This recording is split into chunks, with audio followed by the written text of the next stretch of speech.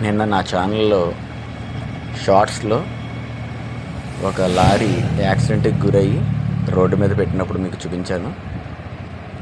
అసలు యాక్సిడెంట్ అయిన సందర్భంలో ఆ లారీ స్థితి ఒకసారి చూడండి ఎలా ఉందో.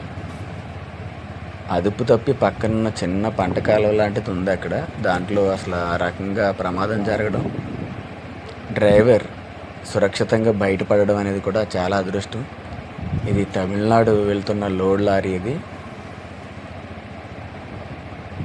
అదృష్టశాత్తు డ్రైవర్ సురక్షితంగానే ఉన్నాడట.